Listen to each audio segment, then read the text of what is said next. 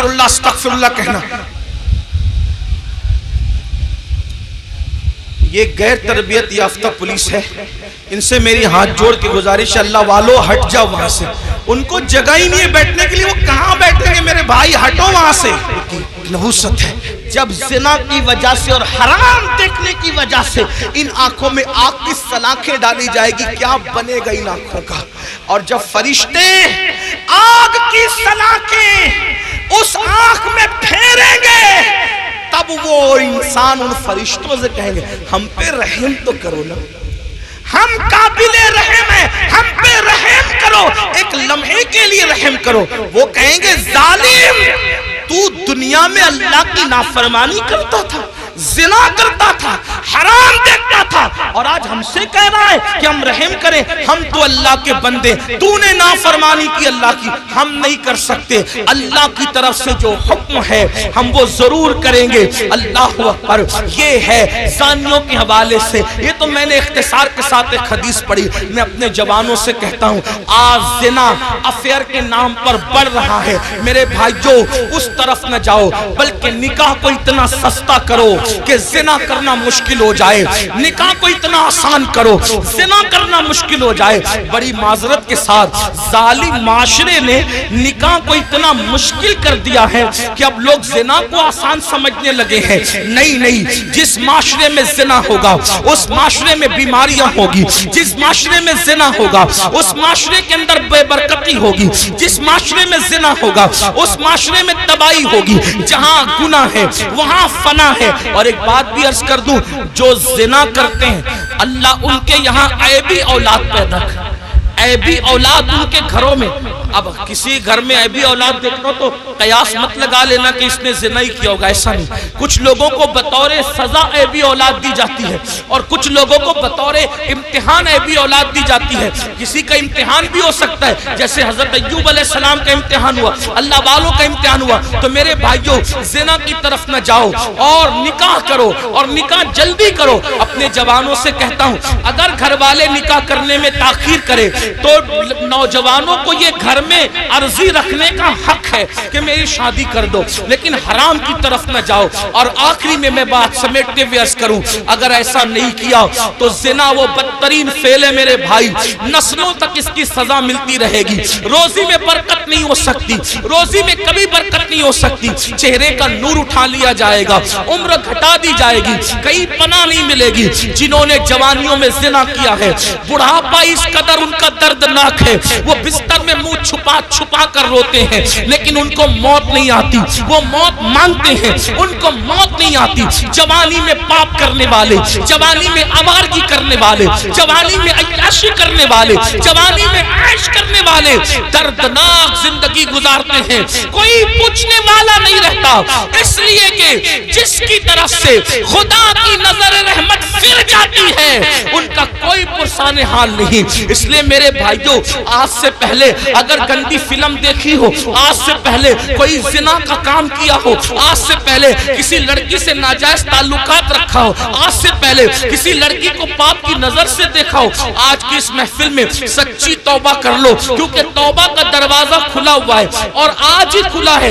جس دن مر جاؤ گے روح کا جس رشتہ جسم سے ٹوٹ جائے گا، توبہ کا دروازہ ہمارے لیے بند ہو جائے گا. اللہ ایک بزرگ مجذوب تھے، وہ بستی میں لوگوں سے کہتے تھے لوگوں اللہ سے صلح کر لو، لوگوں اللہ سے صلح کر لو، لوگوں اللہ سے صلح کر لو. بستی میں کہتے پھرتے تھے لیکن اللہ والوں کی بات پہ کون توجہ کرتا ہے. اور جب قبرستان میں دیکھا گیا تو قبرستان میں کہتے تھے اے اللہ ان سے صلح کر لے، اے اللہ ان سے صلح کر لے، اے اللہ ان سے صلح کر لے.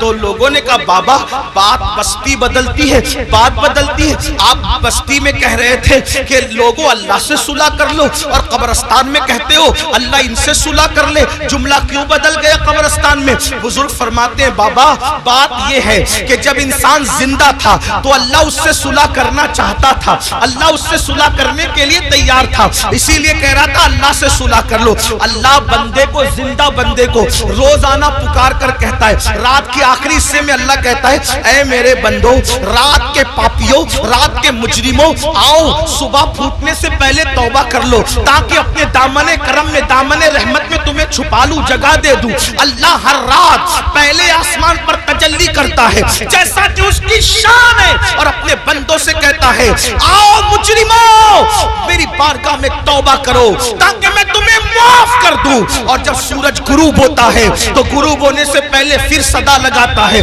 जैसा कि उसकी शान है, आवाज देता है बंदों को जैसा कि उसकी शान है, मेरे बंदो आओ, दिन गुजरने से पहले पहले दिन के मुजरिमों तौबा कर लो ताकि मैं तुम्हें माफ कर दूं। हाय इंसान, तेरी गफलत पर अफसोस है, लीडर बुलाए तो दौड़ा दौड़ा जाता है, एमएलए एमपी बुलाए तो दौड़ा दौड़ा जाता है। रोजाना मेरा अल्लाह जो करोड़ों माओं से ज्यादा हमसे प्यार करता है, मेरा अल्लाह जो करोड़ों माओं से ज्यादा हमसे मोहब्बत करता है, मेरा अल्लाह जो हमारी सतरपोशी करता है, वो सत्तार है, ऐबों का छुपाने वाला है।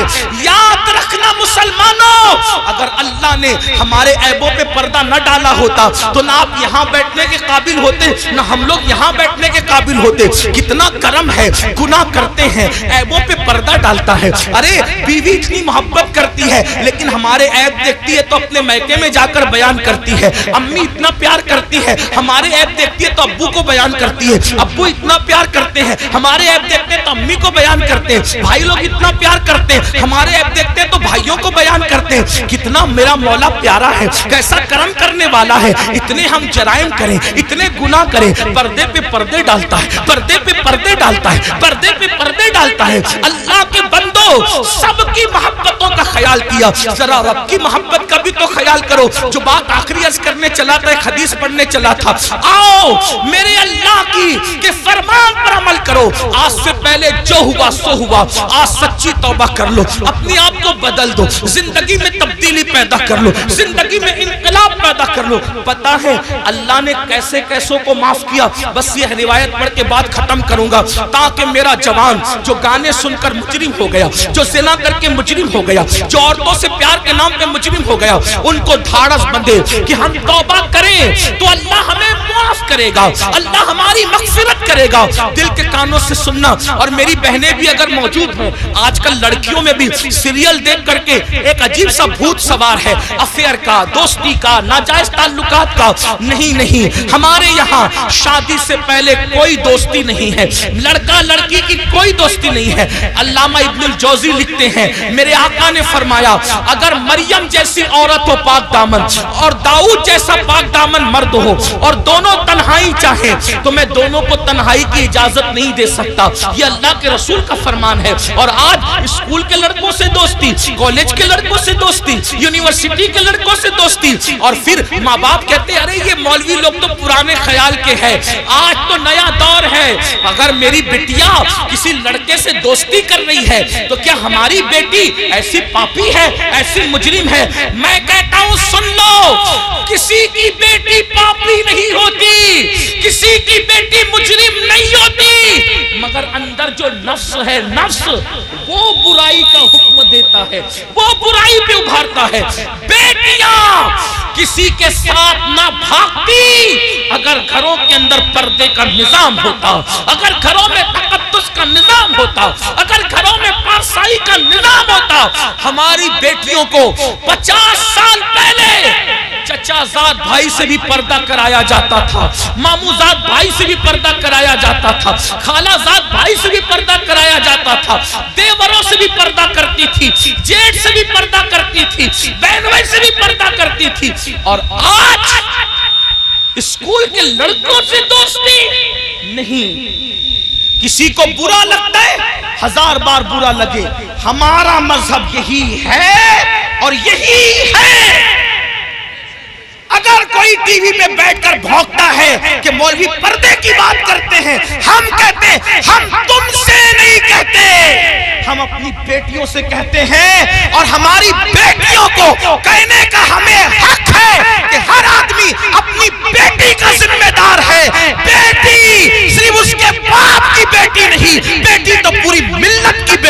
ہوتی ہے, بیٹی تو پوری قوم کی بیٹی ہوتی ہے. میرے نبی نے حاتم طائی کی بیٹی کو جب بغیر دوپٹے کے دیکھا تو اپنی مزمل و مدثر والی چادر اس کے سر پہ ڈال کر دنیا کو پیغام دیا, بیٹی کسی کی بھی ہو, بیٹی تو بیٹی ہوا کرتی. ہمارے یہاں بیٹی کی اہمیت ہے, اور یہ تو ظلم کرتے ہیں. یہ تو پردہ ظلم لگتا ہے تمہیں. کیوں ظلم لگتا ہے پتہ ہے؟ میں گالی گلوچ کا عادی نہیں, لیکن ایک بات آپ کو بتا, پردہ ان کو ظلم کیوں لگتا ہے؟ کتے چاہتے ہیں کہ بکری باہر نکلے, کتے چاہتے ہیں کہ بکری باہر نکلے. کیوں کتے صاحبوں, بکری سے تمہیں اس کی آزادی سے کیا پیار؟ کہا یہ گھر میں رکھا اس کے مالک نے ظلم ہے. ہم نے کہا ظلم نہیں, مالک کی محبت ہے. وہ جانتا ہے کہ آوارہ کتے باہر بیٹھے ہوئے ہیں, اگر بکری کو باہر بھیجوں گا تو نوچ نوچ کر کھا جائیں گے. اس نے محبت سے گھر میں رکھا ہے تاکہ آوارہ کتوں کی نظر نہ پڑے. تو ایک مالک کے نزدیک بکری کی جتنی عزت ہے اس سے کروڑوں درجہ زیادہ ہمارے یہاں بیٹی کی عزت.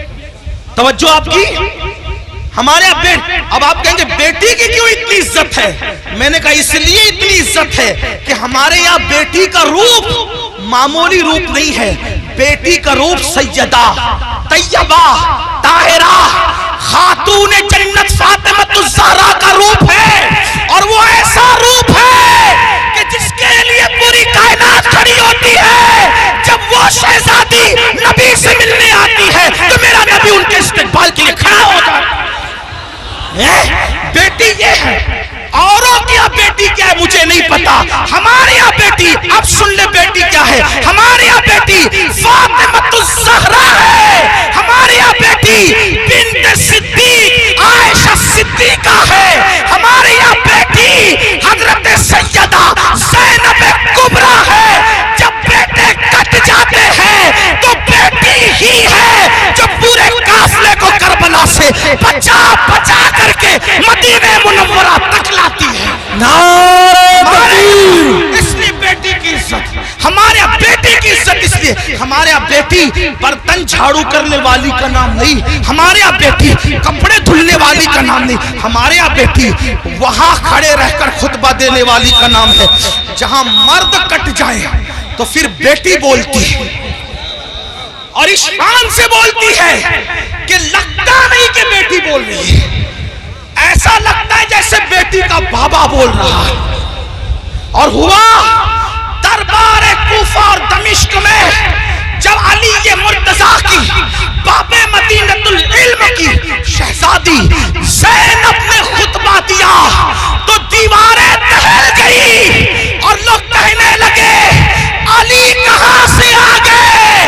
تو لوگوں نے کہا علی نہیں ہے, علی کی شہزادی بول رہی ہے. یہ ہمارے یہاں بیٹیاں, بیٹیوں کا مقام, اس لیے ہم بیٹیوں کو بہت عزت سے رکھتے ہیں, بہت عزت. ہمارے یہاں بیٹی جنت ہے, جنت. ہمارے یہاں بیٹی پیٹ میں ٹکڑے کر کے گٹر میں بہانے والی چیز نہیں ہے. بیٹی بیٹی چومنے والی. جو نبی کا غلام ہے وہ بیٹی کو کیسے ٹکڑے کر سکتا ہے؟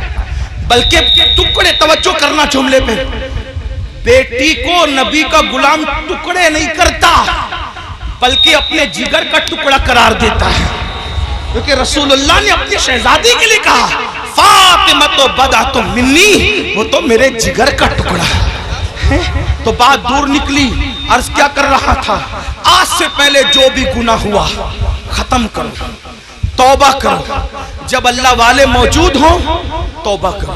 اللہ نے گارنٹی دی, اللہ نے وعدہ کیا, ان اللہ لا یخلف المیعاد, اللہ کا وعدہ خلاف نہیں ہوتا. کچھ بھی ہوا توبہ کرو, سچی توبہ. مگر توبہ کون سی؟ ہر مجمع میں جو کرتے ہیں وہ نہیں. کان کھینچنا, گال پٹنا, استغفر اللہ کہنا, یہ والی توبہ ہے. یہ غیر تربیت یافتہ پولیس ہے, ان سے میری ہاتھ جوڑ کے گزارش ہے, اللہ والو ہٹ جاؤ وہاں سے. ان کو جگہ ہی نہیں ہے بیٹھنے کے لیے, وہ کہاں بیٹھیں گے میرے بھائی, ہٹو وہاں سے. ڈسٹرب مت کرو، بات آخری مرحلے میں ہے. یہی تو غیر تربیت یافتہ ماحول کی نحوست ہے. ایک بار درود شریف پڑھے. آپ لوگ ہٹو میرے بھائیوں، خاکی وردی والے میرے بھائیوں، اللہ تمہارا نصیبہ چمکا دے، وہاں سے ہٹ جاؤ. جگہ نہیں، وہ بیٹھیں گے کہاں؟ ان کو کھڑے رہنے تو، بات آخری مرحلے میں. ایک بار درود شریف پڑھیے. اللہ رب محمد صلی اللہ علیہ وسلم نحن عباد محمد صلی اللہ علیہ وسلم. پہلی بات تو سنیوں کے جلسے میں پولیس کا کوئی کام ہی نہیں ہے. ڈنڈے والوں کو، یہ ڈنڈے والی قوم نہیں، یہ جھنڈے والی قوم ہے. یہاں کوئی ڈنڈا نہیں نکلنا چاہیے. ہاں، اور اگر لوگ ہمیں کچلتے ہیں تو ہم ان سے محبت سے کہتے ہیں نہ کچلو، ہم کچلنے کی چیز نہیں ہیں. میاں کو کچلا، مجھے کچلا، ناخن لگا دیا، یہ بھی آپ کی محبت کی نشانی لے کے جائیں گے. ہاں، ناخن. اچھا، اچھا، معاف کیجئے، میں سمجھ رہا تھا میرے سر. حضرت فرما رہے خاکساران حق ہے، یہ میرے مجاہد ملت کی ٹیم. مجھے ایسا لگا پولیس والے، لیکن وہ میں سوچا تھا اتنی بدنظمی کیوں کر رہے ہیں. میرے بھائیوں، یہ غوث پاک کی محفل ہے. غوث پاک کی محفل جو سجتی تھی، یہ اس کا بچا ہوا حصہ، یہ ان کی خیرات ہے. اپنا کوئی کمال نہیں، جلسے والوں کو کوئی کمال نہیں. یہ غوث پاک جس کو بلاتے اس محفل میں وہ آتا ہے. یہاں ڈنڈے کا استعمال نہیں ہونا چاہیے. وہ خاکساران حق کو میں سلام کرتا ہوں، مجھے ایسا لگا کہ پولیس والے، لیکن بہرحال ان کو بھی سلام، ان کی اللہ انہیں برکتیں دے. لیکن تھوڑا سا وہ بھی دماغ سے کام لے. ان کو جگہ نہیں بیٹھنے کے لیے، کہاں بیٹھے گا انسان؟ اسٹیج پہ جگہ نہیں، لوگ کھڑے ہوئے ہیں. ہم ان کو ابھی بیٹھنے کے لیے کہتے ہیں، ان پہ ظلم نہیں ہوگا. کیسے کہ ان کو بیٹھنے، کیونکہ جگہ نہیں ہے، جگہ نہیں ہے.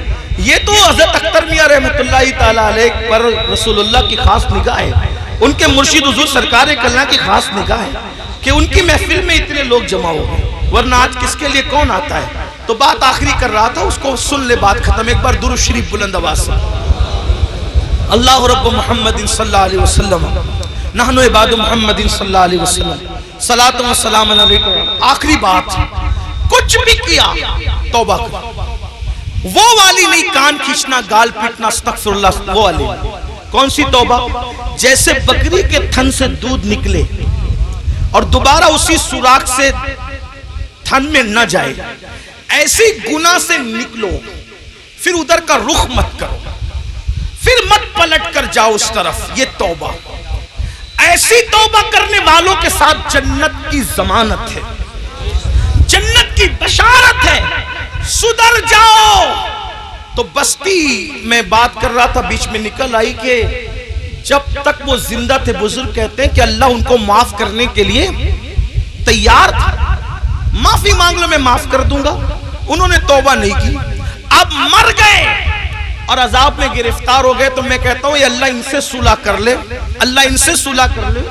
لیکن اب جب عذاب میں گرفتار ہو گئے تو اب اللہ ان سے صلح کرنے کو تیار. یہ اللہ سے صلح کرنا چاہتے لیکن اللہ ان سے صلح کرنے تیار. اس لیے مرنے سے پہلے توبہ کر لو. جو حدیث پڑھنا ہے وہ یہ حدیث مختصر سے وقت میں پڑھتا ہوں. میرے وقت میں جو میں نے 1 گھنٹہ متعین کیا تھا، 10 منٹ کا ٹائم رہ گیا، اس میں بات پوری کر لوں. حدیث پاک کا مفہوم ہے. کئی کتابوں کے اندر یہ حدیث ہے جس کو فقیہ ابو اللہ سمرقندی نے لکھا، علامہ ابن الجوزی نے لکھا. میں وہاں سے بطور مفہوم پڑھ رہا ہوں. سیدنا فاروق اعظم ایک مرتبہ رسول اللہ صلی اللہ علیہ وآلہ وسلم کے دربار میں آ رہے تھے، حاضری دے رہے تھے. دروازے پہ کیا دیکھا؟ ایک جوان ہے، خوبصورت جوان، جو کھاک اٹھاتا ہے اپنے سر پہ ڈالتا ہے، کھاک اٹھاتا ہے اپنے سر پہ ڈالتا ہے، روتا ہے، بلکتا ہے، آہیں بھرتا ہے. فاروق اعظم نے فرمایا رسول اللہ کی چوکھٹ پر یہ کام تم کر رہے ہو؟ کھاک اٹھا کے سر پہ ڈالتے ہو، روتے ہو، بلکتے ہو، آہیں بھرتے ہو، بات کیا ہے؟ تو فاروق اعظم سے اس جوان نے کہا، اے میرے بھائی عمر، آقا کی بارگاہ میں حاضری دینا چاہتا ہوں لیکن ہمت نہیں ہے، حوصلہ نہیں ہے حاضری دینے کا. اس لیے میں یہ چاہتا ہوں کہ آپ اجازت لے لیں، آپ حضور سے عرض کر دیں کہ حضور مجھے اذن حضوری عطا کر دیں، حاضری کی اجازت عطا کر دیں تاکہ میں رسول اللہ کی بارگاہ میں حاضر ہو جاؤں. تو آقا علیہ السلام سے فاروق اعظم نے عرض کی، آقا میرے ماں باپ آپ پہ قربان یا رسول اللہ. ایک جوان ہے چوکھٹ پہ بیٹھا ہے، سر پہ خاک ڈال رہا ہے آقا، اور وہ آپ کی بارگاہ میں حاضری دینا چاہتا ہے. یا رسول اللہ اگر آپ اجازت دے دیں تو وہ حاضر ہو جائیں. وہ جوان آ گیا. اب دھیان سے سننا، غور سے سننا. وہ جوان آیا، آنکھیں جھکی ہوئی تھی، آنکھوں سے آنسو بہ رہے تھے، مسلسل ٹپ ٹپ آنسو ٹپک رہے تھے، ندامت اور شرمندگی چہرے سے ظاہر تھی، سر جھکا ہوا تھا. آقا نے فرمایا اے جوان کیا ہوا؟ اس جوان نے عرض کیا یا رسول اللہ اتنی معمولی عرضی لے کر آیا ہوں کہ آپ میرے لیے دعا کر دیں کہ اللہ میری مغفرت کر دے، اللہ مجھے معاف کر دے، اللہ میری بخشش فرما دے۔ آقا نے فرمایا کیا ہوا؟ عرض کی آقا مجھ سے بہت بڑا جرم ہو گیا ہے، مجھ سے بہت بڑا گناہ ہو گیا ہے، میں بہت بڑا پاپی ہوں آقا میرے لیے دعا فرما دے۔ میرے کریم آقا نے فرمایا کیا گناہ ہوا یہ تو بتاؤ۔ اس نے عرض کی آقا شرم آتی ہے بتاتے ہوئے، ایسا گناہ ہو گیا ہے اب اس کا ذکر کرتے ہوئے شرم آتی ہے، بہت بڑا گناہ ہے آقا۔ کریم آقا نے فرمایا کیا تیرا گناہ زمین کی وسعتوں سے بڑا ہے؟ عرض کی ہاں آقا میرا گناہ زمین کی وسعتوں سے بڑا ہے۔ پھر فرمایا کیا تیرا گناہ آسمانوں سے بھی بڑا؟ عرض کی ہاں آقا میرا گناہ آسمانوں سے بھی بڑا ہے۔ کیا تیرا گناہ سمندر کی جھانک سے بڑا ہے؟ ہاں آقا میرا گناہ سمندر کی جھانک سے بڑا ہے۔ میرے کریم آقا نے پھر اس کو ذہن دیا۔ اب آقا توجہ کریں، آقا کیسے کریم ہے۔ آقا فرماتے ہیں کیا تیرا گناہ اللہ کی رحمت سے بھی بڑا ہے؟ تیرا گناہ اللہ کی رحمت سے بڑا ہے۔ اس نے سر جھکایا، خوب رویا اور روتے ہوئے کہا نہیں آقا میرا گناہ اللہ کی رحمت سے بڑا کبھی نہیں ہو سکتا، اللہ کی رحمت بہت بڑی ہے۔ اس وقت میرے کریم آقا نے فرمایا بتا کیا ہوا؟ اب وہ جوان کہتا ہے میں پھر معذرت چاہتے ہوئے حیا کے پردے میں تھوڑا سا کھل کر کے تاکہ سب کو بات سمجھ میں آئے، اس جوان نے کہا آقا بات اتنی ہے کہ میرے نفس نے مجھ پر غلبہ کیا اور میں جو ہے نفس کا غلام بن کر میں نے یہ کرتا تھا کہ میں جب بھی کوئی مر جاتا انتقال کر جاتا تو میں لوگوں کے کفن چراتا تھا، میں لوگوں کے کفن چوری کرتا تھا۔ اس زمانے میں کپڑا ہاتھ سے بنا جاتا تھا، کپڑوں کا قلت تھی تو لوگ کفن بھی چراتے تھے۔ آج شاید یہ گناہ دنیا میں نہیں ہوگا کفن چوری کا، کیونکہ کپڑا اتنا سستا ہو گیا، اتنی وافر مقدار میں ہو گیا کہ لوگ کوئی کفن وفن نہیں چراتے ہوں گے۔ آج یہ گناہ دنیا میں شاید نہیں ہوگا انشاءاللہ، لیکن بہرحال اس جوان نے عرض کی میرے آقا میں کفن چوری کرتا تھا اور پھر ایک قبر پر میں گیا کفن چوری کرنے، تو جیسے ہی میں نے کفن نکالا خوبصورت سی لڑکی تھی۔ میں علامہ ارشد القادری کا سہارا لیتے ہوئے تھوڑا سا آپ کے دماغ میں بٹھانے کے لیے بات عرض کروں، اللہ اللہ، یعنی کہ بات یوں ہے کہ چاندنی رات تھی، قبرستان کا سناٹا تھا اور قبرستان میں میرے سوا کوئی نہیں تھا۔ چاند کی دودیا دودیا روشنی جو ہے وہ چھن چھن کر کے آ رہی تھی، قبروں پر پڑ رہی تھی، سکون تھا، سناٹا تھا، کیف و سرور کا ماحول تھا۔ میں نے تازہ سی قبر کھولی، کھولنے کے بعد میں نے جیسی لاش نکالی وہ کسی مرد کی لاش نہیں تھی، وہ کسی عورت کی لاش تھی۔ عورت میں بھی ایک دوشیزہ یعنی خوبصورت جوان کی لاش تھی۔ جیسے ہی میں نے کفن نکالا چاند کی دودیا روشنی اس کے خوبصورت جسم پہ پڑی اور وہ لڑکی اور خوبصورت دکھنے لگی۔ شیطان اور نفس نے مجھ پہ مکمل غلبہ کیا اور مجھے جکڑ لیا، مجھے پکڑ لیا اور مجھ سے وہ کچھ کرا دیا اب میں بیان نہیں کر سکتا۔ یعنی کیا کرایا؟ اس نے مردہ لڑکی کے ساتھ قبرستان کے اندر زنا کیا۔ اس جوان نے مردہ لڑکی کے ساتھ قبرستان میں زنا کیا اور اس کے بعد جب وہ کہتا ہے آقا جب میں بدکاری کر چکا تو میں نے دیکھا وہ لڑکی کھڑی ہو گئی اور کھڑی ہو کر کہتی ہے بدبخت تو نے مجھے ناپاک کر دیا، ان مردوں کے درمیان کیا منہ لے کر میں رہوں گی، کیا منہ لے کر رہوں گی؟ تو نے مجھے ناپاک کیا، تو نے مجھے ناپاک کیا، خدا تجھے کبھی معاف نہ کرے، خدا تجھے کبھی معاف نہ کرے، خدا تجھے کبھی معاف نہ کرے۔ میں بھاگا، کفن اور لڑکی کو چھوڑ کے بھاگا۔ آقا او دن اور آج کا دن ہے، قرار نہیں، سکون نہیں، اطمینان نہیں، کھاتا ہوں صدائے باز گشت کانوں میں ٹکراتی ہوئی محسوس ہوتی ہے، لیٹتا ہوں صدائے باز گشت کانوں میں ٹکراتی محسوس ہوتی ہے۔ آقا پریشان ہوں، کہیں قرار نہیں، کہیں سکون نہیں۔ زندگی میں گناہ کرتے کرتے یہ لمحات ضرور آتے ہیں جب انسان گناہ کر چکا ہوتا ہے تو اللہ اس پر تباہی مسلط کر دیتا ہے۔ اللہ نہ کرے کوئی اس منزل پر پہنچے۔ اے میرے آقا کے غلاموں، میرے آقا کا نام لینے والوں، اس سے پہلے کہ یہ منزل آپ پر ہم پر آئے اللہ کی بارگاہ میں رجوع ہو جاؤ، گڑ گڑا جاؤ۔ حضرت ذوالنون مصری کہتے ہیں اللہ کے یہاں آنا کیسے آنا، طریقہ بتاتے ہیں حضرت ذوالنون مصری، طریقہ کیسے آنا، ایسے آنا جیسے بچہ ماں کے یہاں آتا ہے۔ کیسے آتا ہے؟ ماں سے لپٹتا ہے، ماں کہتی ہے ہٹ۔ ذوالنون مصری کا انداز صوفیہ نے اسی طریقے سے دین سمجھا، حالانکہ اللہ کی ذات تمثیل سے پاک ہے۔ کہتے ہیں اللہ کے یہاں ایسے ہو جیسے بچہ ماں کے یہاں۔ ماں کیا پیار کر سکتی ہے؟ وہ تو 70 ماؤں سے زیادہ، کروڑوں ماؤں سے زیادہ وہ پیار کرتا ہے۔ کہتے ہیں ذوالنون بچہ ماں کے پاس آتا ہے، ماں کہتی ہٹ، پھر وہ آ کے لپٹتا ہے، ماں کہتی ہٹنا، پھر وہ آ کے لپٹتا ہے، ارے چھوڑ، پھر لپٹ، جب لپٹتا ہے ماں کی ممتا اس کو سینے سے لگا ہی لیتی ہے۔ بلا تمثیل اللہ کے بندو، ماں کا پیار کوئی حیثیت نہیں رکھتا، میرا اللہ اتنا پیار کرتا۔ وہ جوان کہتے سکون نہیں آقا، قرار نہیں آقا۔ میرے کریم آقا کہتے ہیں کہ جو جتنا علم والا ہوگا وہ اتنا اللہ سے ڈرے گا، جو اللہ کا جتنا قریبی ہوگا اتنا اللہ سے ڈرے گا۔ جیسے اس نے کہا میں نے زنا کیا مردے کے ساتھ، ایسے حضور علیہ السلام نے کہا جلدی باہر نکل، ہے جوان جلدی نکل، مجھے ڈر لگتا ہے تیری وجہ سے آگ نہ برس۔